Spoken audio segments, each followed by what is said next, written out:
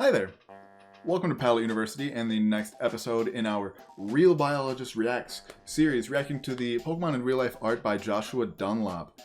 Here you can see his ArtStation page. Make sure to check out his page. He's got lots of other stuff he does, non-Pokemon stuff that's also really good. All of his socials will be down in the description, as always. And then I also have a little bit of exciting news as well. So if you've been around the channel for a little while, you know that I've sort of been struggling financially because of COVID and everything, going on. So there's actually another way, on top of the fact that we already do have a Patreon. In one of the past videos, I put in a quick ad for that I have an Etsy shop as well. So the link to that will be down in the description. But there's another way for you to support me where you have to do even less. So anyway, with that, let's move on to the actual content of this video, which is me checking out some art that Joshua Dunlop just recently put out, where he just recently completed an evolutionary line. So let's check that out. Today in this series, we're taking on the Pidgey line, because he just recently, in the last probably about a week, 2 weeks or so ago, put out the art for Pidgeot, because the art for Pidgey and Pidgeotto had been up for a while, but the art for Pidgeot had not been. So I'm very excited. So let's get into it. So birds are actually a group that I'm not the most familiar with, just because birds are very weird. Birds are very weird. I'd say the only weirder group of animals, like anatomically, is humans.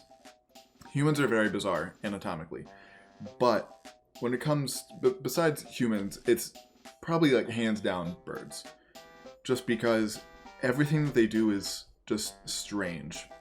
So I'll talk about as much as I can, but for the most part, these just kind of look like normal birds, It looks like he's taking a little bit more inspiration from birds of prey than actual pigeons, because for the most part, pigeons have smaller heads. They don't really have much plumage on the top of their head, or much of like a crest. Obviously they have feathers, but they don't really have any sort of extra pronounced feathers on their head.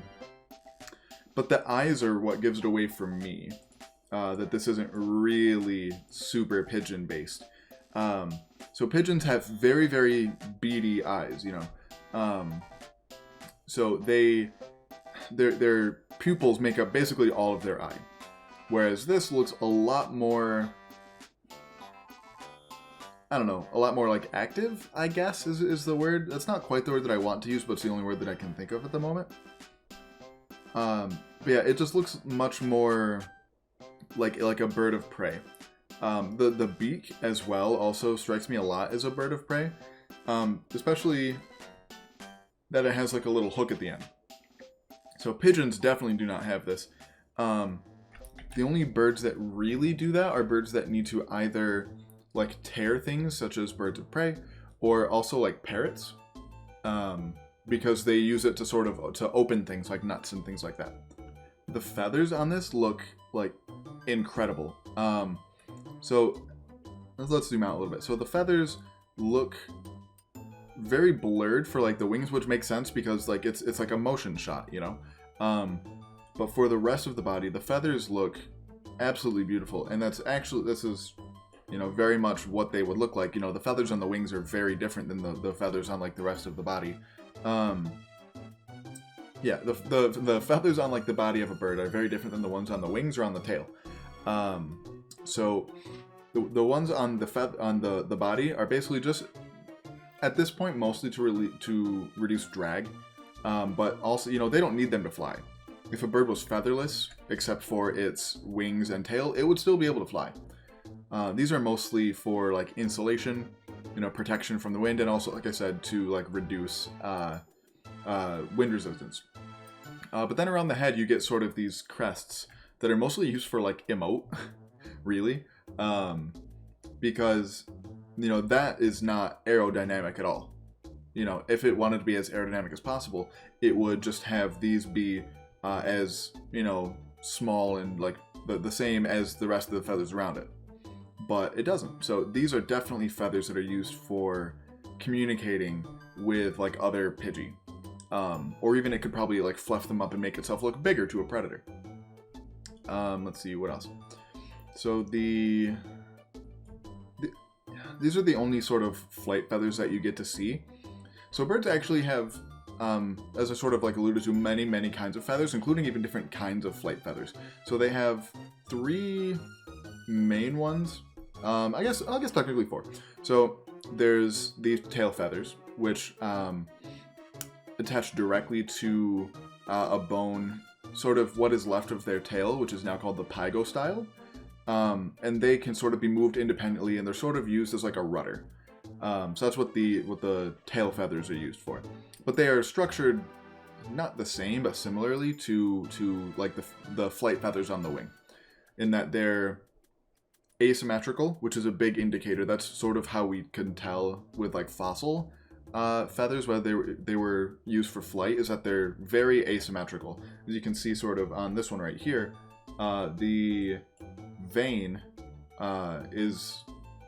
I need to brush up on a couple feathers terms really quick. Okay, so the vein is sort of the whole feather. So we'll say it's this far left feather is in that spot there. So that's called the vein.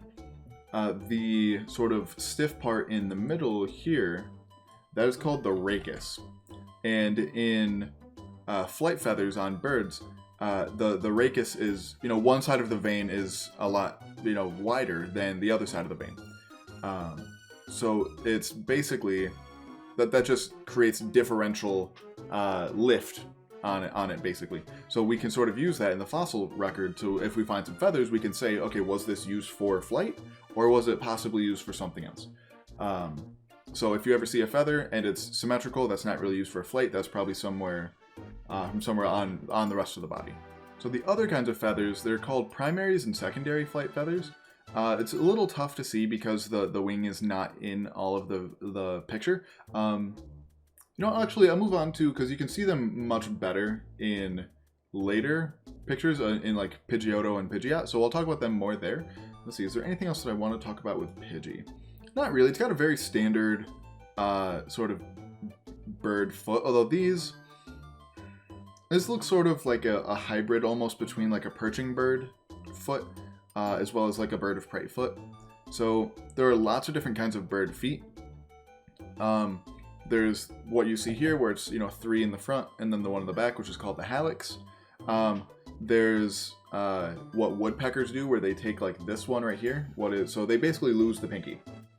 And then what woodpeckers do is they take the ring finger, basically. I mean, it's on your feet, but same digits. And they sort of swing it around. So there's 2 in the front and 2 in the back, which makes it so that's how they can just like perch on the side of trees like that, because they have 2 in the front and 2 in the back. And then there's obviously things like ducks and geese, which have the 3. They sort of have dropped the Hallux. It's there, but not nearly as used as it is in birds that need to grab things. But then they web the front 3 and use those to swim. And those are just a few examples of the many kinds of bird feet. But these look much more like songbird hybrid with like the really big talons of like a bird of prey. Alright, so there's actually 2 pictures for each Pidgeot and Pidgeotto. So let's start with the less cool of the one for Pidgeot, or Pidgeotto. It still looks really good, but let's move on to the one that I think is less sort of dynamic. So here you get a much better view of at least this wing on Pidgeotto. Unfortunately, this one is still cut off. So these are... You can't see the difference between the primary and secondaries here. So I think the primary feathers would start about here. You do get a much just like less blurry view of the wings, which is really nice. And I was actually wrong. So in my looking up more things about feathers, so flight feathers are the ones that are actually asymmetrical. The tail feathers are more symmetrical. These ones, it looks like the ones in the middle are, but the ones on the outside are still asymmetrical. I don't think that that's accurate, but I also don't know that for sure. So I do not, like I said, I'm not that familiar with birds. It's probably, especially of vertebrates, or I'll say of tetrapods, it's the group that I'm the least familiar with and that I know the least about their anatomy. So that may or may not be accurate. I don't quite know. But let's see. Let's look at Pidgeotto's feet since we were looking here. So Pidgeotto, is that real? Is that actually how Pidgeotto is? Pidgeotto drops one of its front talons, or one of its front toes. I'm going to have to look at Pidgeotto's art, because I don't know whether that's accurate or not. Oh yeah, I guess it is. So I guess Pidgeotto does only have 3 toes. I guess I don't know if that's a real thing in birds. I don't really know. I'm going to look that up too. So yeah, that's not really a thing that birds do. So there are... I'm looking now at actual diagrams of bird feet. So there are 5 different types of bird feet, really. So there's the kind that Pidgey had, where it's the 3 in the front and then the 1 in the back. There's what I was talking about with woodpeckers, where it's 2 in the front, 2 in the back. There is sort of the opposite of that, where they sort of twist their ankle. So it's still 2 in the front, 2 in the back, but they're switched. So the thumb, which, you know, the hallux, and... okay, so they actually turn it sideways. Interesting. So in the kind that woodpeckers do, it goes digit 1, digit 2, digit 3, digit 4, with 1 and 4 in the back. But with called heterodactyl feet, they actually sort of turn it. So it's 1 and 2 in the back, and then 3 and 4 at the top. That's actually very weird. I don't know what kind of birds do that. Then there's Synodactyl, which is similar, but I think they sort of connect digits 2 and 3 and then leave 4 with 1 and still in the back. So it's sort of like this. So maybe that's what Pidgeotto does? Maybe. And then there is the final one, which I also don't know what birds do this, but it's called Pamprodactyl, where it's it used to be, basically they were zygodactyl, and then they re-rotated the digit 1 and digit 4 back up, so that all 4 are frontward facing. Interesting. Oh, there's actually examples right here. I'm just on Wikipedia. I actually use Wikipedia a lot. So the first one, so the 3 in the front, 1 in the back, is used by nearly all songbirds and basically any bird that perches on things, which would include a lot of birds of prey. Zygodactyl, which, like I said, is the 2 in the front and then 1 and 4 in the back. Let's see. Woodpeckers, ospreys, owls, cuckoos, most parrots, swifts, and cuckoo rollers, which I've never heard of. Interesting. So it looks like some birds of prey, mostly ospreys and owls. But I guess with ospreys, that makes sense because they catch and carry heavy things like fish. Osprey mostly eat fish. And then owls, you know, catch some pretty big prey like rabbits. So I kind of get that as well. That makes sense. That one weird one where it's zygodactyl but turned sideways, heterodactyl. So that one apparently is only seen in trogons, which I don't even know really what those are. I think they're... Okay, so they're like a Central and South American bird. They're sort of like the songbirds down there. Sure. The weird one, Synodactyl, which is where the 2 and 3 are sort of connected with 3, or with 4 and 1 separate. Those are only used in basically kingfishers and hornbills. Okay, those are pretty common birds. And then the Pamprodactyl, where they sort of swing the ones back up, and it's 4 that are forward facing. Basically, those are some mouse birds and swifts. And apparently the swifts use them to hang on things. Weird. See, this is what I was saying, with birds being so weird. There are sometimes where I just don't understand how birds work. Anyway, back to the actual content. So if I had to guess, this would probably be... Actually, I'll have to look at Pidgeot and see if it still only has 3 toes. But that just doesn't make a ton of sense to me. If anything, I would say that they are like that Synodactyl, where the digit 2 and digit 3 are sort of... They're not quite fused, but they're sort of connected. I mean, one of the toes, at least especially on this foot here, this toe looks much larger than this one. That's probably just a perspective thing, but that could be what they're sort of getting at. Anyway, these are structurally much more similar to like birds of prey. You can see they're just a lot thicker than they were on Pidgey. So like on Pidgey, you still have like the really big talons, but the toes themselves, they don't look very strong. Whereas in Pidgeotto, these look like big beefy toes. Once again, very like raptor looking. And I mean raptor as in bird of prey, not like velociraptor. That raptor is the actual like term for birds of prey, whereas only since like Jurassic Park has the term raptor been used for dromaeosaurid dinosaurs. So when I say raptor, I mean birds of prey. So it has much more raptor-like eyes, a very like eagle-like beak. This is definitely sort of inspired by an eagle. So hawks and eagles are closely related, and then there's falcons.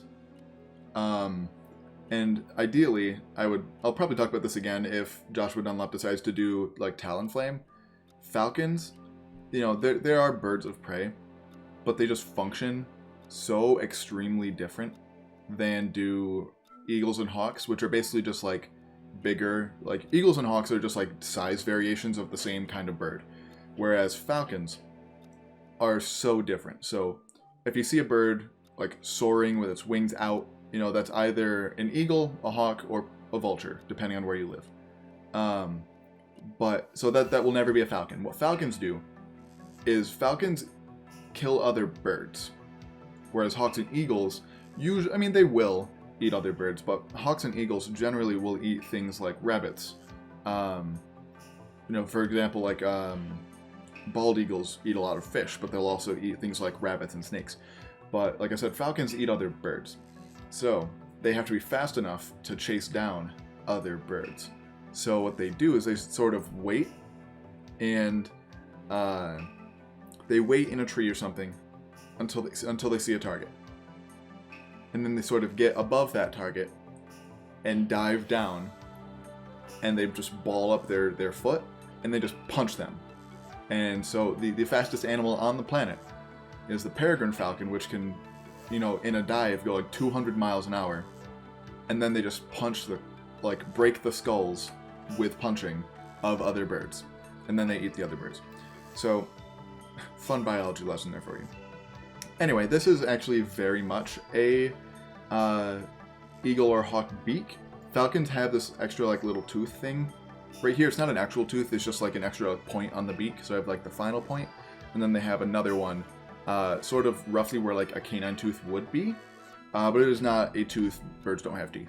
But yeah, I really like the plumage on this one. I really, really like how we did the like black, like almost teardrop thing here. And then obviously Pidgeotto is super known for having this big plumage on its head. So let's see, is there anything else I want to talk about with this one? Not especially because you can't see the difference between the primary and secondary feathers. I will talk about that, don't worry. But then really quickly I want to show you this other picture of Pidgeotto, and then we can move on to Pidgeot. Alright, so this is that other picture of Pidgeotto, where it's so pretty. And this just shows like a different side view of it. So you get a little bit better view of like the whole body, because you can actually see it in sort of a front to back orientation, whereas in the other one it was sort of looking at you a little bit. So you don't get to see quite the whole body. But yeah, this just looks very, very pretty. And once again, the front wing is sort of cut off. You can see it here a little bit. So here is sort of where the line between primary flight feathers and secondary flight feathers would be. But we'll talk about them more in Pidgeot, because I know for a fact that you can see them in Pidgeot. So let's move on to that. So here we have the big bird Jesus. And very quickly I'd like to point out, it goes back to having 4 toes like a normal bird. So I don't really know what Game Freak, why would they decide to do that? Just randomly take away one of Pidgeotto's toes? Who knows? But yeah, once again, the feathers are very asymmetrical in the tail. And once again, I don't know for a fact that's not accurate, but here you get a full view of the wing, and I can show you exactly the difference between primary and secondary flight feathers. So it basically goes about right here. This one might be a primary, but I don't know for sure. So you can sort of see in these ones how the Rachis stops about here, and then the feather sort of curves itself. So the Rachis stops about here, and then the feather curves. So that's how you know where the like start of the primary flight feathers are.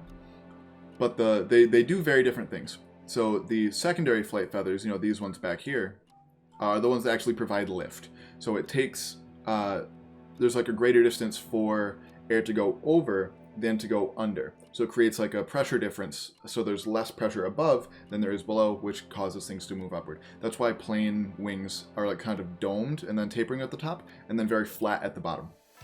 So that's what provides lift. Whereas the primary flight feathers, they're the ones that actually provide thrust. So they're the ones that are very important when birds are like first taking off, or if you've ever watched like a duck or a goose fly, they're not much in the soaring type. They're very much very flappy, and they're actually very like shallowly flappy with just like the tips of their wings. So if you ever watch a duck or a goose, they're very much like this instead of the very big motion, which is why ducks and geese fly so fast. Because they're only using like the primaries, which give them just a bunch of thrust. Whereas birds like hawks and eagles have very big, very prominent secondary flight feathers, because they're the ones that provide lift, and they're the ones that let you just hold your arms out forever and never have to flap your wings.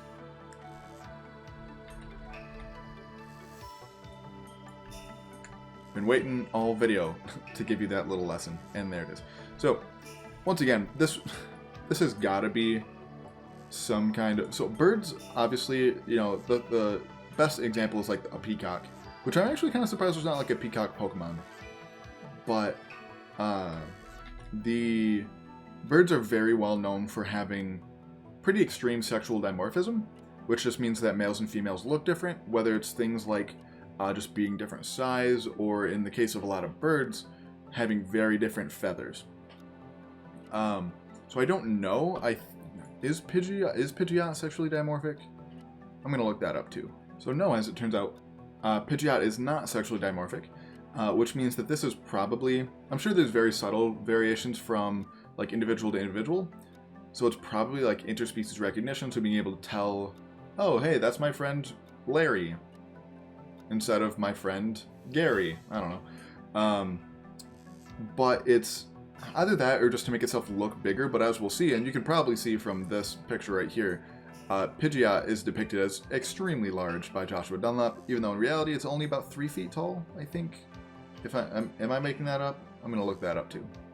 Oh, just kidding. So Pidgeot is about 5 feet tall, it's 4 feet 11, and then Mega Pidgeot is 7'3", which would make them probably by far, especially Mega Pidgeot, by far the largest flighted bird alive, if not the largest flighted bird ever. I'm actually gonna look that up because I know the largest flighted bird alive today is the harpy eagle, which is I've seen them in person actually when I was down in Belize. When they're just sitting, when they're not flying, they are about 3 feet tall. I'd say probably anywhere between like 3.5 feet tall.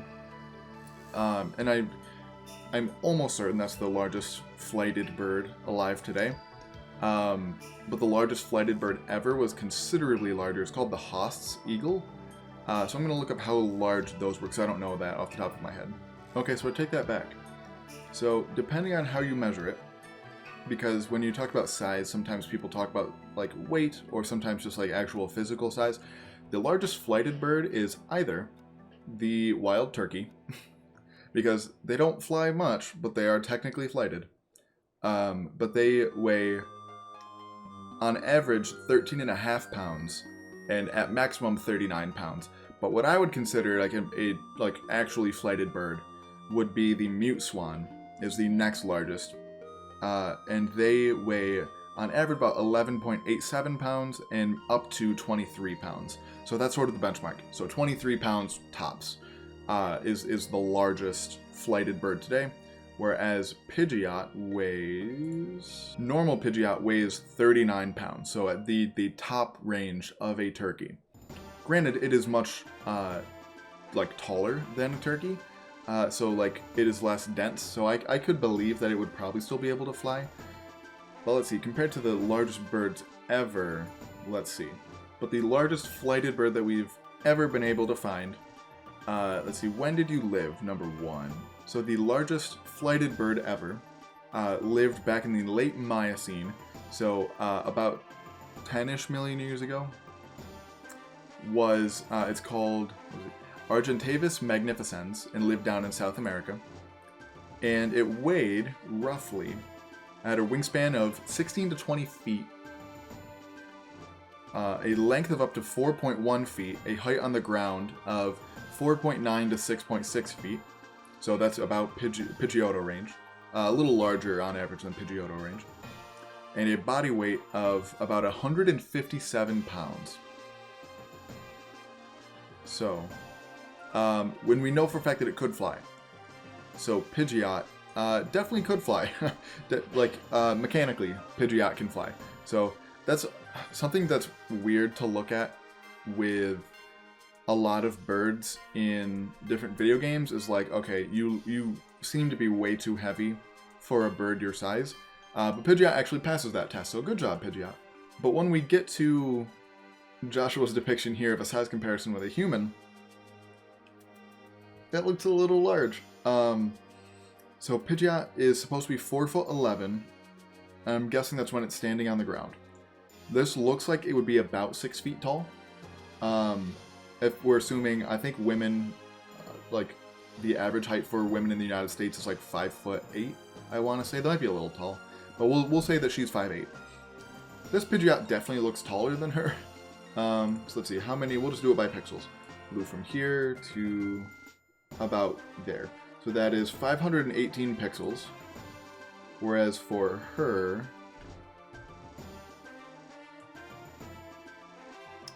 she is 413 pixels. Pidgeot is about 25% taller than she is.